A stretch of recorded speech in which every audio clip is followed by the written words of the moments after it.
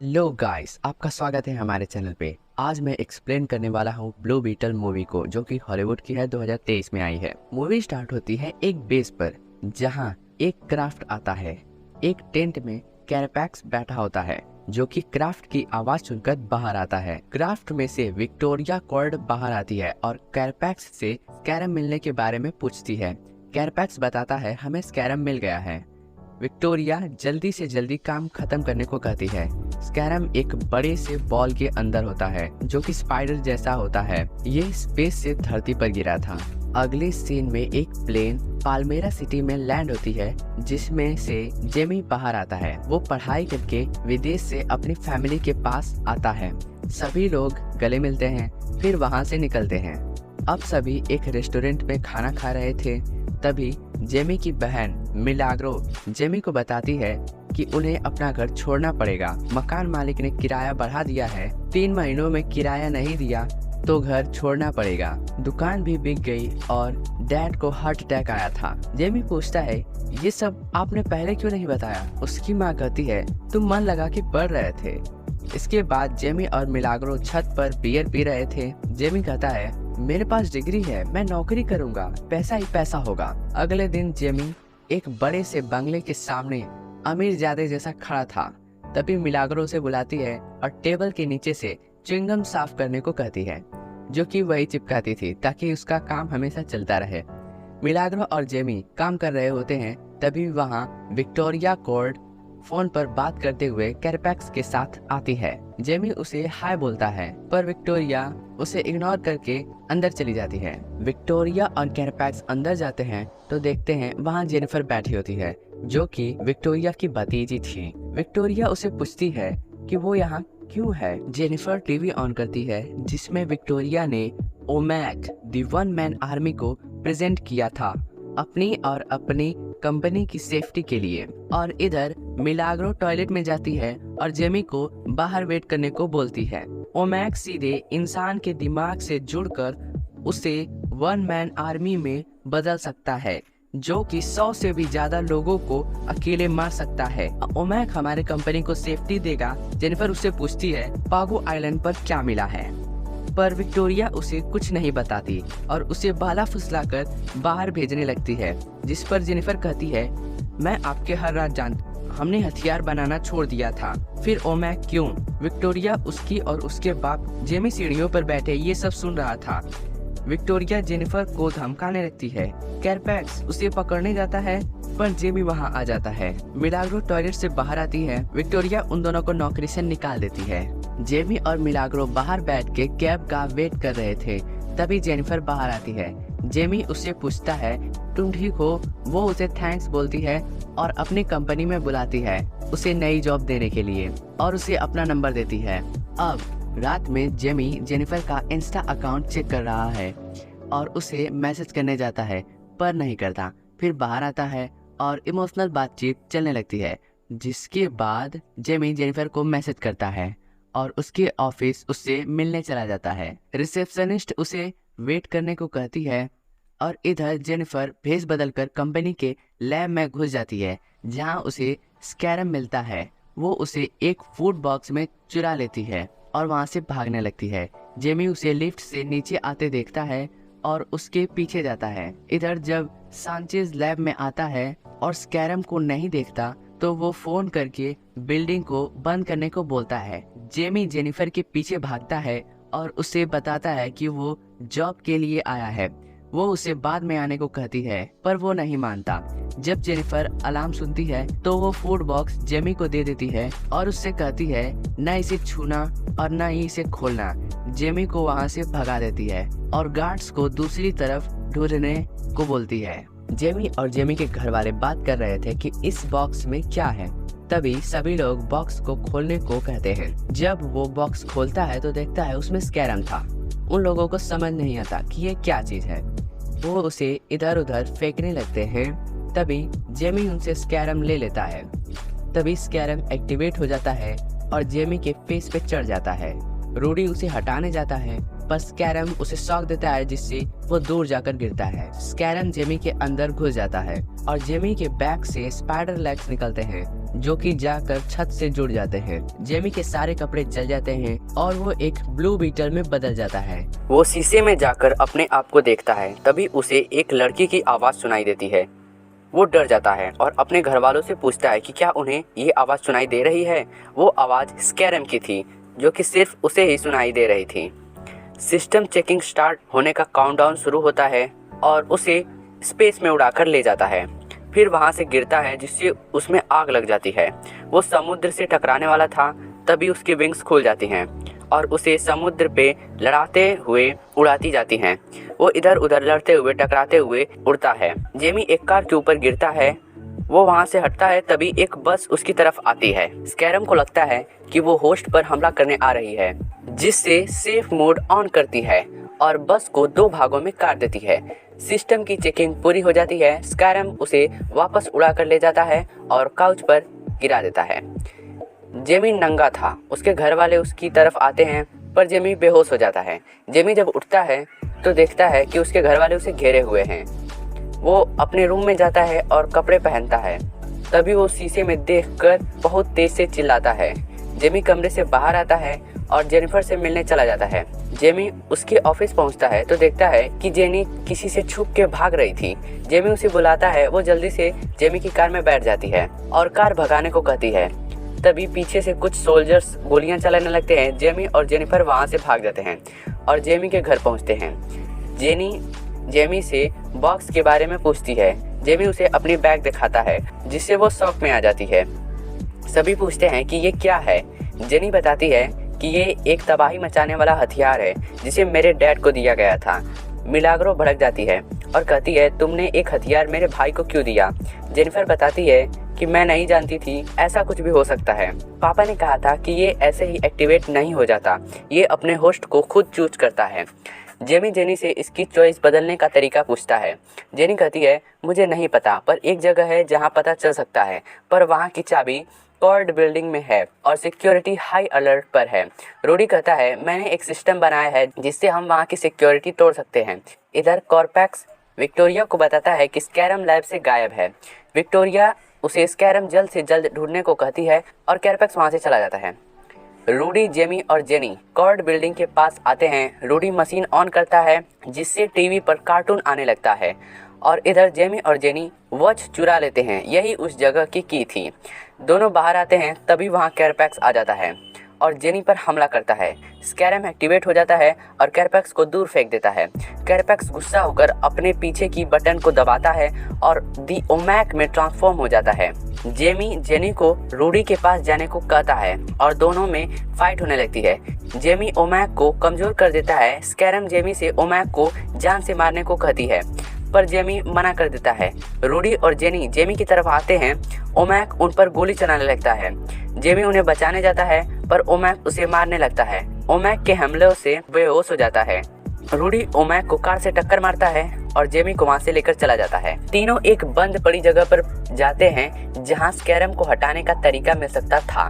Jenny watch को press करती है और वहां स्टेयर्स आ जाती हैं। तीनों अंदर जाते हैं तो देखकर चौंक जाते हैं।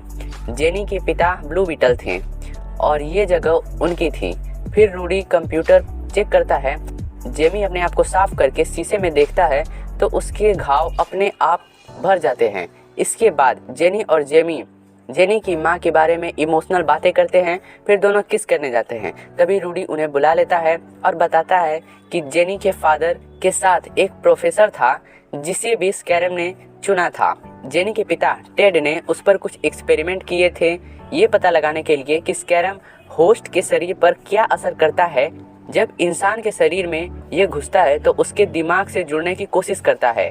जेनी बताती है कि ये सेंसिएंट जीव है, इसलिए वो होस्ट की बात कभी कभी मानता है। जेमी कहता है, अच्छा, हमें उससे मिलना चाहिए जिसने इसे बनाया है। जेनी बताती है कि ये एलियन है, ये हमारे अर्थ का नहीं है। जेमी पूछता है, तो उस प्रोफेसर का क्या हुआ जिसे स्कैरम ने चुना था।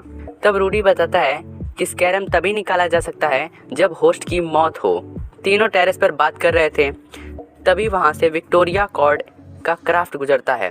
जेनी पूछती है, ये कहाँ जा रही है। जेमी को समझ आ जाता है कि वो उसके घर उसे ढूंढने जा रही है। जेमी के घर वाले अंदर थे, तभी उनके घर को चारों तरफ से सोल्जर्स घेर लेते हैं और उन्हें बाहर आने को कहते हैं। इधर जेमी स्कैरम को एक्टिवेट करने की कोशिश करता है पर वो नहीं होता। फिर उसे समझ आता है कि स्कैरम तभी एक्टिवेट होगा जब जेमी खतरे में होगा, इसलिए वो छत से कूद जाता है और स्कैरम एक्टिवेट हो जाता है। इधर सारे सोल्जर्स जेमी के घर वालों को खींचकर बाहर लाते हैं और उनसे जेमी के बारे में पूछते हैं। वो लोग उन्हें कुछ नहीं बताते। तभी वहाँ जेमी आ जाता है और सभी को इधर उधर फेंक देता है। विक्टोरिया उसे देखकर इम्प्रेस हो जाती है और उस पर गोलियां चलाने को कहती है।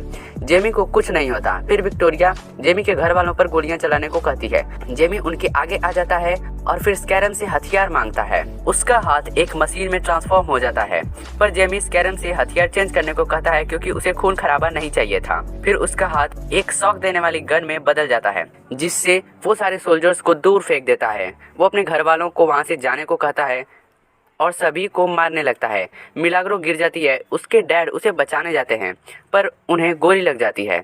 विक्टोरिया कॉर्पैक्स को गन चलाने को कहती है। स्कैरम जेमी को पीछे हटने को कहता है पर जेमी उन पर हमला करने को कहता है। जेमी हमला करने वाला था तभी अपने डैड को देखता है और उनके पास जाता है। कॉर्पैक्स जेमी को ऊपर से फायर करता है और उसे पकड़ लेता है, जिससे स्कैरम डीएक्टिवेट हो जाता है। विक्टोरिया जेमी को लेकर चली जाती है।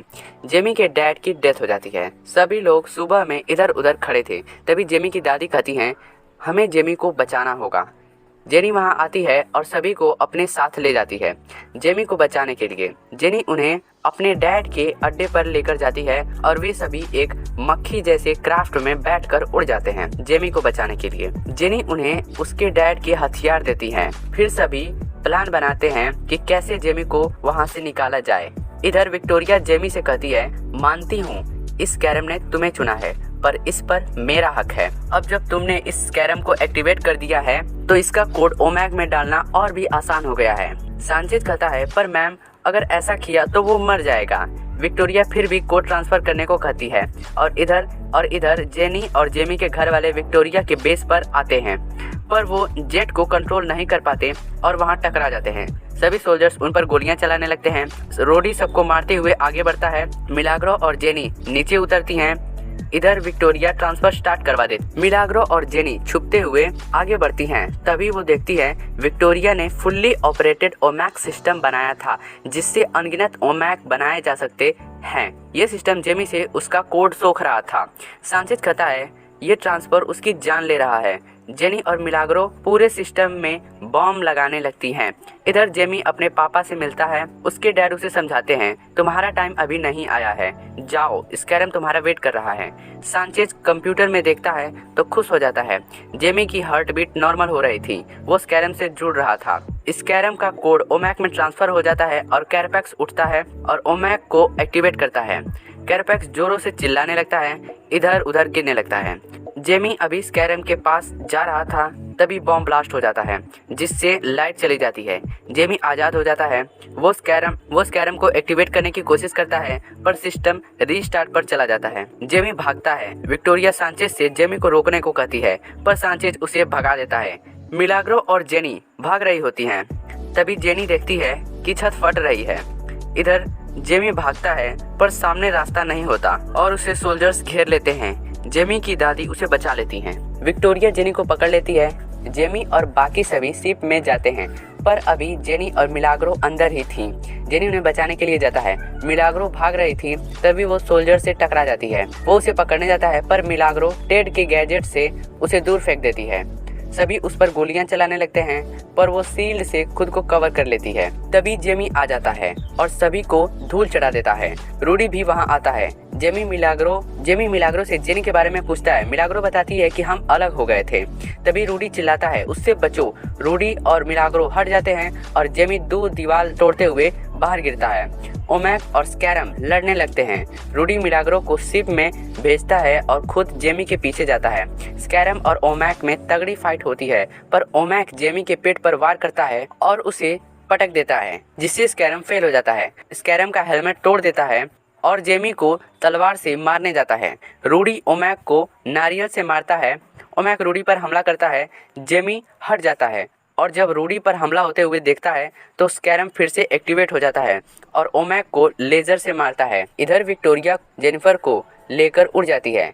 जेनिफर कहती है, तुम्हारा ओमैक हार गया। विक्टोरिया बताती है कि कैरपैक्स तो बस प्रोटोटाइप है, असली चीज़ तो ये है। वो एक गैजेट दिखाती है, स्कैरम का कोड, जिससे मैं हजारों कैरपैक्स बना सकती हूँ। विक्टोरिया जेनी को मारने जाती है पर जेनिफर अपने डैड के बनाए च्युइंगम से उसे डिस्ट्रैक्ट करके पायलट और बाकी सोल्जर्स को मार देती है। क्राफ्ट नीचे गिरता है और विक्टोरिया जेनी दूसरी तरफ गिर जाती हैं। जेमी ओमैक को घसीटते हुए दूर लेकर जाता है, फिर उसे वहीं फंसा देता है और मारने जाता है, पर स्कैरम उसे रोक देती है और कहती है हम खूनी नहीं हैं, ओमैक डीएक्टिवेट हो गया है। जेमी कहता है पर इसने मेरे पापा को मारा है। तब स्कैरम उसे बताती है कि ट्रांसफर के वक्त मैंने कैरपैक्स की मेमोरी को देखा, जो वो जेमी को भी दिखाती है। स्कैरम से जुड़ने की वजह से कैरपैक्स को भी उसकी मेमोरी याद आ जाती है। रूडी जेमी को बुलाता है, जेमी कैरपैक्स को उठाता है। इधर विक्टोरिया जमीन पर पड़ी थी, तभी जेनी उसके गैजेट को तोड़ देती है जिसमें स्कैरम का कोड था। जेमी जेनी से गले मिलता है और उसे जेट में जाने को कहता है। विक्टोरिया कैरपैक्स से उन्हें मारने को कहती है, पर कैरपैक्स उसे बताता है कि उसकी याददाश्त वापस आ गई है, जिसे विक्टोरिया ने मिटा दिया था। वो विक्टोरिया का बाल पकड़कर आग में लेकर जाता है। जेमी स्कैरम से पूछता है कि वो क्या कर रहा है। स्कैरम उसे बताती है वो खुद को ब्लास्ट करने जा रहा है, हमें यहाँ से निकलना चाहिए। जेमी भागता है, तभी वहाँ ब्लास्ट हो जाता है। जेमी कूदकर जेट को पकड़ता है, वो गिरने ही वाला था, तभी जेनी उसे पकड़ लेती है और अंदर खींच लेती है। सभी गले मिलते हैं। अब हम देखते हैं जेनी न्यूज पर विक्टोरिया की मौत के बारे में बताती है और कहती है हम अब से हथियार नहीं बनाएंगे। जेमी और उसके घर वाले उदास थे क्योंकि उनका घर जल गया था। तभी वो देखते हैं कि बाकी सारे पड़ोसी उनकी मदद करने आते हैं, जिससे वो खुश हो जाते हैं। तभी जेनी आती है। जेनी बताती है कि उनके घर बनने का खर्चा उसकी कंपनी उठाएगी और रूडी को नया ट्रक देती है। उसके बाद वहाँ से जाने लगती है। जेमी उसके पीछे जाता है और पूछता है कि हम अब कब मिलेंगे। जेनी कहती है जल्दी ही। फिर दोनों किस करने लगते हैं। तभी स्कैरम एक्टिवेट हो जाता है। जेमी जेनी को कस के पकड़ने को कहता है। दोनों वहाँ से उड़ जाते हैं और मूवी यहीं एंड हो जाती है। वीडियो अच्छी लगी हो वीडियो को लाइक कर देना, चैनल को सब्सक्राइब कर देना। मिलते हैं अगली वीडियो में।